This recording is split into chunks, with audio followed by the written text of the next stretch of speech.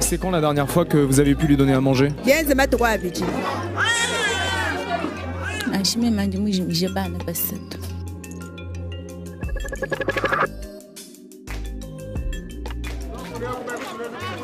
Nous sommes à Chikapa, dans la région du Kasaï, en République démocratique du Congo. Cette zone a été victime d'une guerre civile particulièrement violente en 2016 entre l'armée et une milice. Depuis, les combats ont laissé place à la famine et il y a urgence car plusieurs centaines de milliers d'enfants sont en ce moment en état de malnutrition sévère. Concrètement, ça veut dire qu'ils risquent de mourir dans l'année qui vient si rien n'est fait. C'est un drame silencieux, un drame que le monde ignore. Au Kasaï, la mort menace des familles entières. Dans la brousse, où les habitants se sont réfugiés pendant les combats, mais aussi dans les villages isolés, que les humanitaires peinent à atteindre à cause de l'état des routes.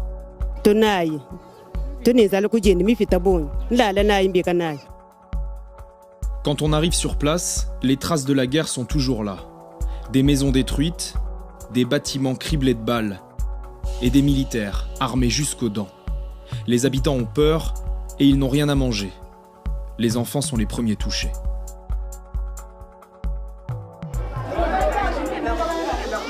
Là, c'est un des très nombreux centres de santé de la région gérés par Action contre la faim. C'est là que sont amenés les enfants qui souffrent de malnutrition.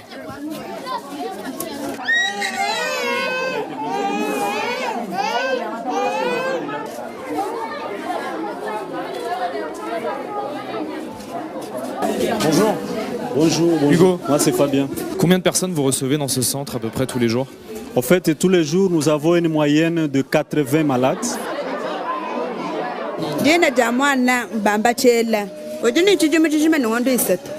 C'est quand la dernière fois que vous avez pu lui donner à manger?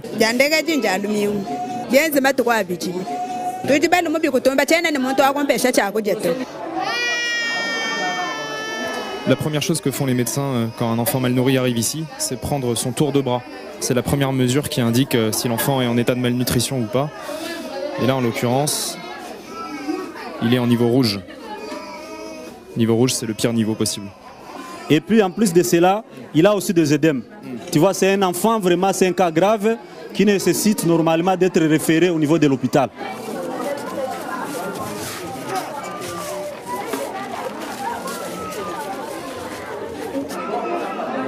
Cet enfant pèse 8,900 grammes. Et il a quel âge? L'enfant a 36 mois. 3 ans.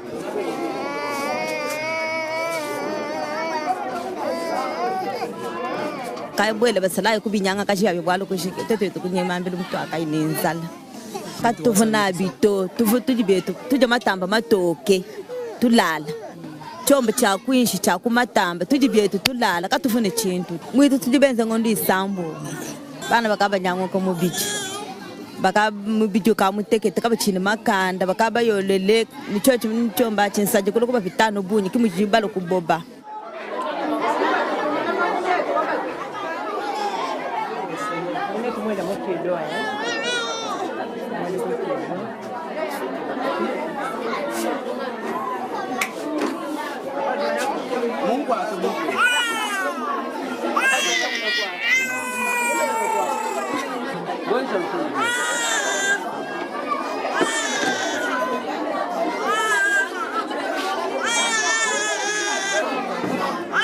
Donc le petit Joseph, il a 17 mois, 1 an et demi, et il pèse à peine 5,5 kg.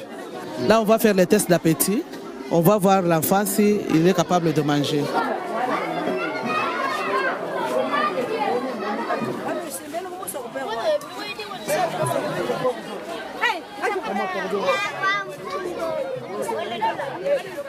Il arrive à se nourrir alors?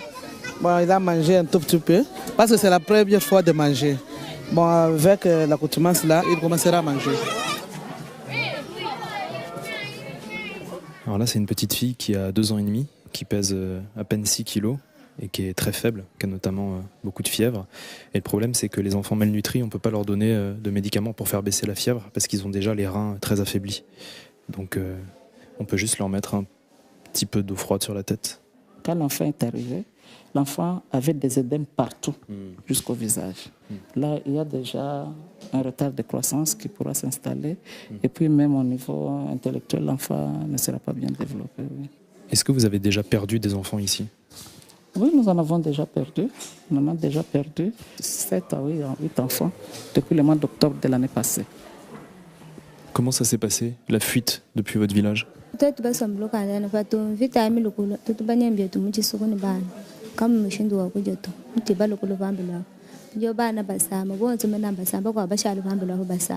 Qu'est-ce que vous lui donniez à manger dans la brousse?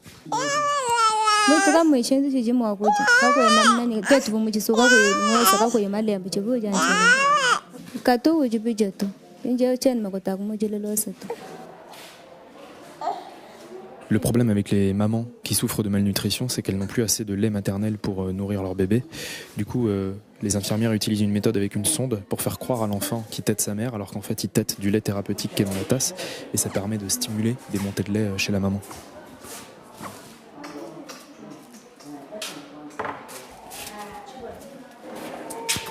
Là, c'est un enfant qui refuse carrément de s'alimenter. Donc les infirmières sont obligées de lui mettre une sonde dans le nez.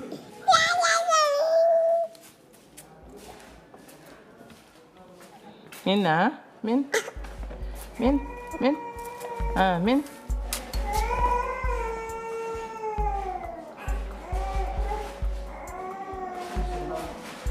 Eux devraient s'en sortir, mais dans la brousse, loin des centres de santé et des humanitaires, des milliers d'enfants sont toujours privés de soins.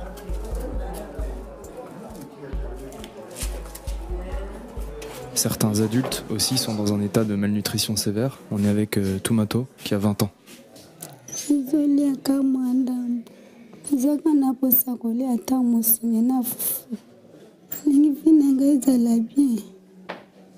Votre famille, elle peut rien vous apporter?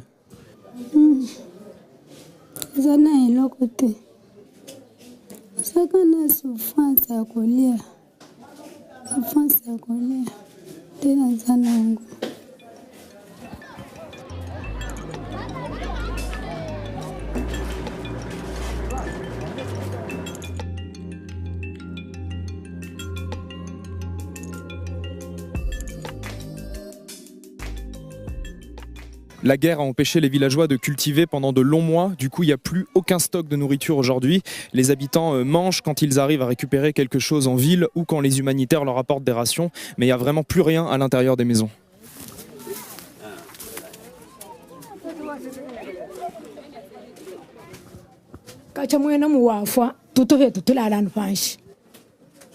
Vous êtes combien à dormir ici?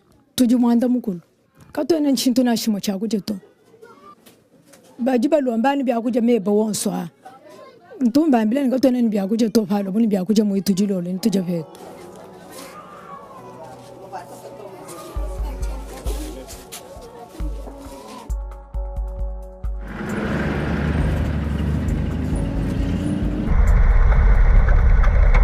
Au Kasaï, les besoins sont tellement énormes que la plupart des zones ne sont pas couvertes par les humanitaires, mais il y a quand même quelques distributions de nourriture ponctuelles. Là, on va à l'une d'entre elles organisée par le Programme alimentaire mondial, géré par les Nations Unies. On a 80 km de pistes à faire pour aller dans un village de brousse à la frontière avec l'Angola.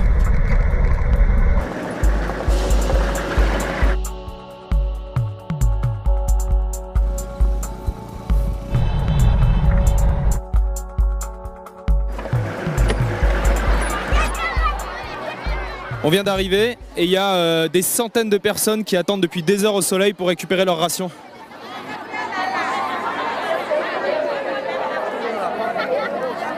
Depuis combien de temps vous attendez? 2 jours. 2 jours. Qu'est-ce que vous distribuez là? C'est les légumineuses, les super céréales, l'huile et du sel. Ça entrangé dans la reconstruction du corps et ça répond aux besoins de la population, aux besoins énergétiques.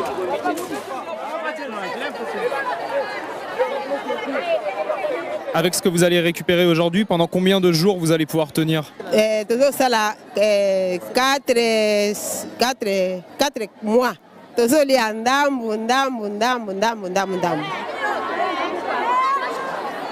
À l'œil nu, le stock de nourriture est impressionnant, mais il n'y en a pas assez pour tout le monde. Par exemple, dans ce village aujourd'hui, c'est la dernière distribution. Après, les humanitaires vont changer d'endroit et les habitants devront se débrouiller tout seuls. Ceux qui ont cultivé bitumba ezalaki bon moyen tout bando kende zamba ezalaki te tozo banga na baye kukuta na zamwana bakati okingo. Aujourd'hui, c'est toujours risqué d'aller dans la forêt, d'aller dans les champs? Oui. Même aujourd'hui?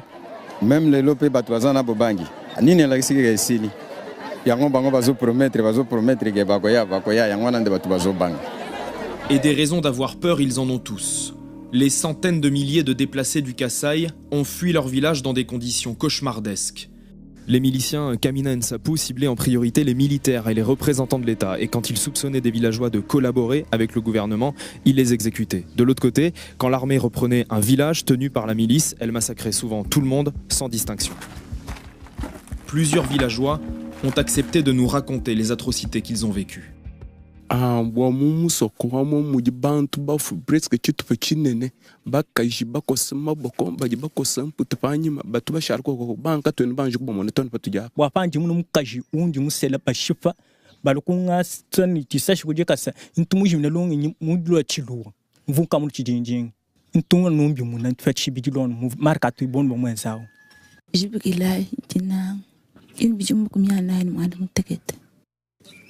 Ndimba bili bya nyibwa mutu tubone bya tuchikumine chitukwata bya tunankwao chikumine chitukwata vulukile bya tukamu vita kaje katuyeba yimanye ni mibanga munyito tukati tunyema kananga na mbilo abenemba bene kamwina bikale ni miele ni binguma abenemba selai nje bayeba shifanga mkushifanga kwa bwa mkitetu tukati tusokom hato ko yitu sokoma pinje kibasela ibali batulonda kajene nokunene kinuji ba milise baji batushifa bana ben mu batushifa tutone shifa bien kimushindu tubalo kon shifa ne bana bateketa ba kwela batubanye mechene mane ba yifenyita. Est-ce que vous avez des membres de votre famille qui sont morts pendant l'attaque du village? Na shime manje mujimije bana basatu. Quel âge ils avaient? Mwana wabiji mu bisatu wabiji mu bisambombo. Vous avez été blessé au pied, je vois. Kukuma bavuga kibwa kon violé badwanga nani bikoli slai bavuga seto uvubangu ata babiji ba kungangata umo wa kushala kiwujumulu kontafeo banko machinguma Zambia kiwujumumpi byanyi bukole walushene no bombo koleto.